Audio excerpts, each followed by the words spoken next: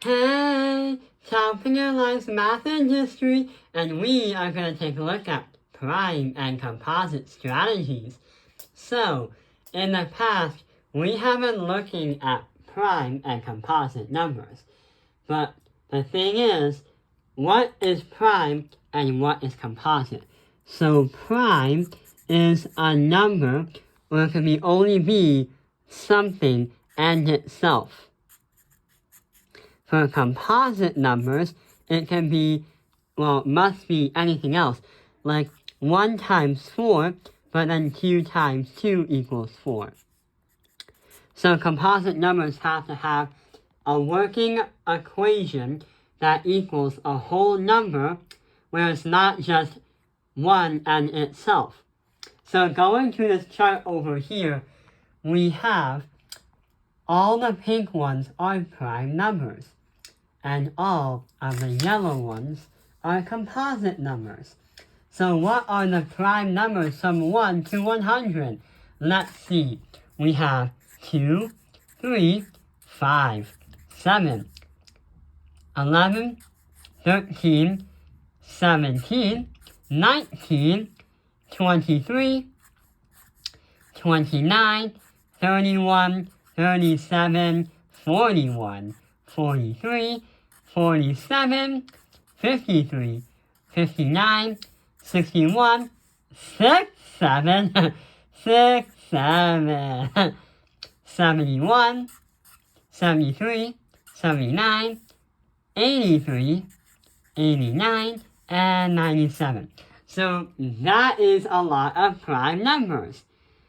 But the problem is, to find any kind of number, you will not be required to memorize every prime number on a test, but your math teacher will want you to understand what makes a number prime and composite.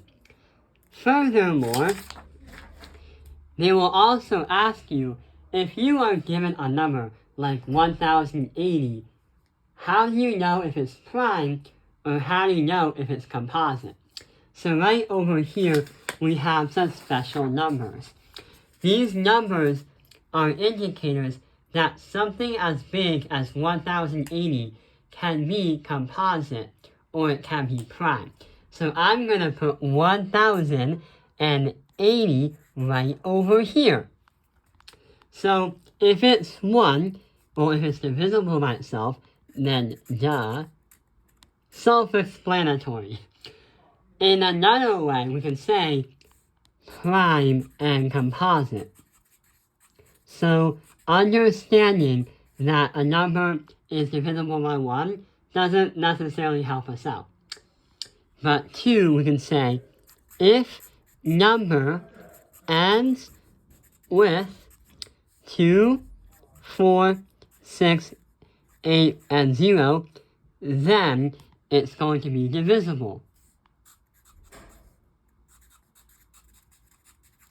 Okay, when you find if a number is divisible by 3, you sum the 2 digits, sum all digits.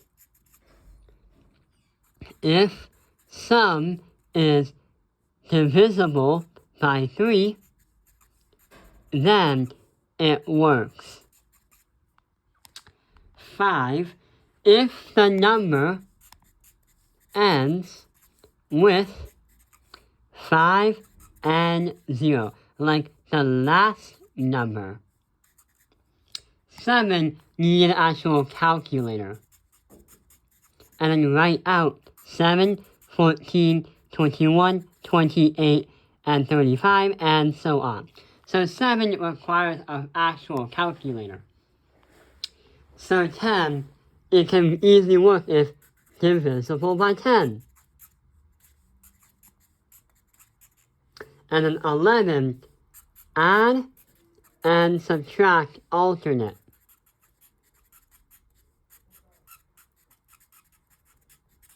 So what happens is you subtract first, then you add, then subtract, then add, subtract, then add, and then so on until you do all the digits.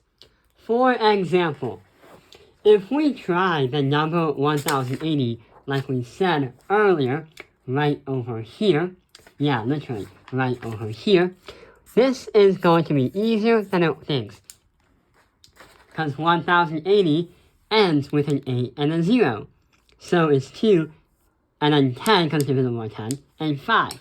So it's 1, 2, 5, and 10. So this is composite. If we try to understand, let's say, is 121 divisible by 3 or divisible by 11? So 1 minus 2 plus 1. 1 minus 2 is negative 1, plus 1 equals 0. So if it's 0, then yes, 11 is divisible of 121. That's where we use the add subtract symbol, or the add and subtract method.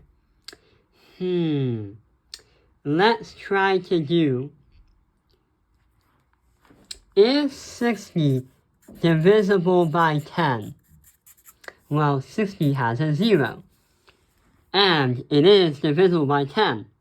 So yes.